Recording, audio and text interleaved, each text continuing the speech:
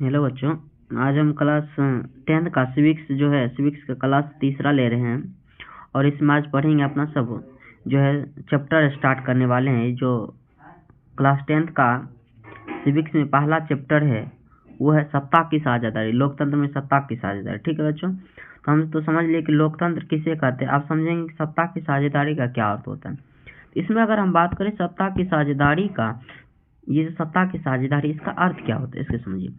कह रहा है कि जब समाज के सभी वर्गों के लोग सरकार बनाने में क्या करते हैं, हिस्सेदारी लेते हैं, इसे क्या कहते हैं, सत्ता की साझेदारी लेते हैं। ठीक है बच्चों, जैसे मान लीजिए ये सभी व्यक्ति मिलकर क्या किए हैं, एक सरकार बनाए, यानी कि सरकार को बनाने का काम किए हैं, इसे क्या कहते हैं, सत्ता की साझेदारी कहते हैं। ठीक है बच्चों, ठीक है।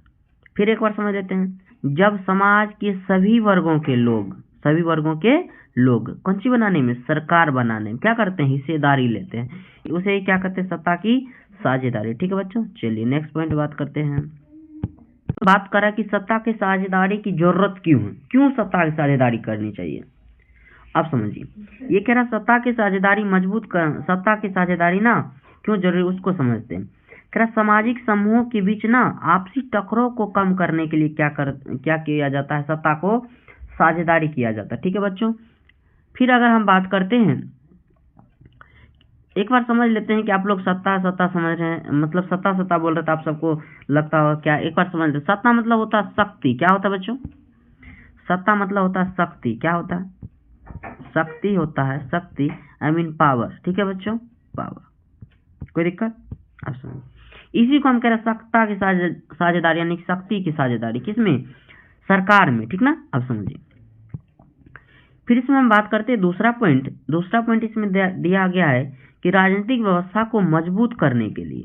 फिर तीसरा कह रहा है कि शासन व्यवस्था में समाज के सभी वर्गों को शामिल करने के लिए। यानी कि देखिए, सत्ता की साझेदारी इसीलिए जरूरी है कि मान लीजिए अगर सत्ता की साझेदारी कर लेते तो समाज के सभी वर्ग जो है आपस में टकराव नहीं करेंगे, यस नो। फिर जो है राजनीतिक जो व्यवस्था होगी उसमें मजबूती आएगी। फिर तीसरा काम है कि जो शासन व्यवस्था में है सभी वर्ग के लोग क्या करेंगे, शामिल लेंगे। ठीक है बच्चों, चलिए नेक्स्ट पॉइंट बात करते हैं।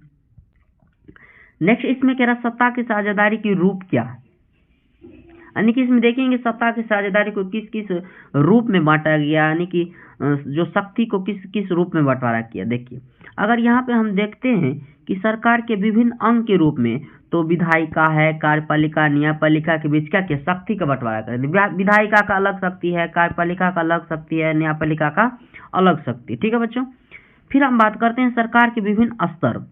फिर अगर विभिन्न स्तर की बात करें, जैसे केंद्र सरकार, राज्य सरकार और स्थानीय सरकार, या केंद्र सरकार की शक्ति अलग है, राज्य सरकार की शक्ति अलग है, और जो स्थानीय सरकार की शक्ति अलग है। फिर हम इधर बात करें विभिन्न समुदाय, कौन सा, जो हम इसमें बात करें विभिन्न समुदाय, क्या बात करें, विभिन्न समुदाय के बीच क्या किए, शक्ति का बंटवारा, जैसे जाति, भाषा, धर्म, क्षेत्र, लिंग के बीच क्या किए, बंटवारा कर दिए। फिर कह रहा विभिन्न समूह, दबाव एवं राजनीतिक दलों के बीच क्या किए, शक्ति का बंटवारा कर दिए। ठीक है बच्चों, चलिए नेक्स्ट पॉइंट बात करते हैं। नेक्स्ट इसमें है सामाजिक विभिन्नता का अर्थ क्या है। सामाजिक विभिन्नता का अर्थ क्या है, यानी विभिन्नता का मतलब होता है अलग अलग। क्या होता है, अलग अलग होता है। ठीक है बच्चों, क्या होता है, अलग अलग। तो अब समझते हैं कि सामाजिक विभिन्नता का अर्थ क्या होता है। कह रहे हैं कि समाज में विभिन्न जाति, धर्म, भाषा, लिंग अथवा संस्कृति के जो लोग रहते हैं ना, उसे ही सामाजिक विभिन्नता कहते हैं। समझिए, अब मानिए बच्चों, ये हमारा समाज है और इस समाज में अलग धर्म के व्यक्ति रहते हैं, अलग जाति के रहते हैं, अलग भाषा के रहते हैं, अलग लिंग के रहते हैं, यानी कि स्त्री पुरुष रहते हैं, अलग संस्कृति के रहते हैं, इसे ही क्या कहते हैं, सामाजिक विभिन्नता। ठीक है बच्चों, चलिए नेक्स्ट पॉइंट बात करते हैं। नेक्स्ट इसमें कह रहा सामाजिक विभाजन का क्या मतलब। अब यहाँ समझिए विभिन्नता, यहाँ समझते विभाजन। अब समझिए, जब हम इसी जाति, धर्म, भाषा, लिंग के आधार बंटवारा करते हैं ना, उसी को क्या कहते हैं, विभाजन। विभाजन का मतलब क्या होता है, बंटवारा करना। समाज में जब हम क्या करते, विभाजन करते, किस आधार पर, क्षेत्र के आधार पर, जाति, धर्म, नस्ल आदि के आधार पर, तो इसे क्या कहते हैं, सामाजिक विभाजन। ठीक है बच्चों, चलिए नेक्स्ट पॉइंट बात करते हैं। एक पॉइंट नोट में कहा गया है कि सामाजिक विभाजन तब होता है जब कुछ सामाजिक विभिन्नता दूसरी अनेक विभिन्नता से ऊपर और बड़े हो जाते हैं तो उस स्थिति में क्या होते हैं, सामाजिक विभाजन का रूप लेते हैं। समझिए, जैसे मान लीजिए कि एक धर्म का व्यक्ति और एक धर्म का, यानी मान लीजिए कोई धर्म अलग अलग है और वो धर्म अलग अलग में, जैसे हिंदू में अलग अलग जाति के हैं, मुस्लिम में ही अलग अलग कास्ट जाति के हैं। इस दोनों में जब मान लीजिए आपस में विवाद होते हैं तो अपने आप को भूल जाते हैं कि हम मान लीजिए कि किस जाति से, सिर्फ हम सब हिंदू है, एक धर्म है। अब आपस में क्या करते हैं, टकराव कर लेते हैं और इस बीच में क्या होता है, विभाजन हो जाते हैं।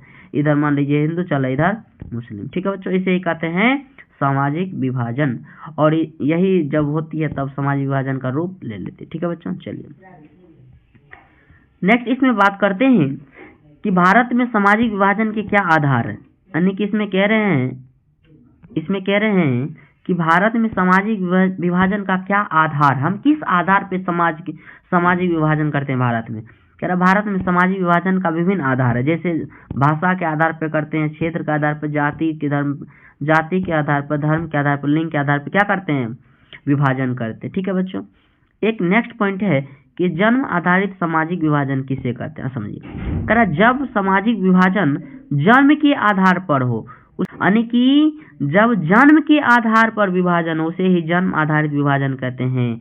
जैसे स्त्री, पुरुष, काला, गोरा, लंबा, नाटा, ये जन्म के आधार पर न होते हैं। जैसे स्त्री मान लिया अलग विभाजन हो गए, पुरुष अलग, काला अलग, गोरा अलग, लंबा अलग, नाटा अलग। ठीक है बच्चों, चलिए तो आज की कथा यहीं तक। आप सबको कैसा लगा क्लास, और अगर कोई प्रॉब्लम है तो कमेंट में बताइए, उस समस्या का समाधान निकाला जाएगा। ठीक है दोस्तों, जय हिंद, जय भारत।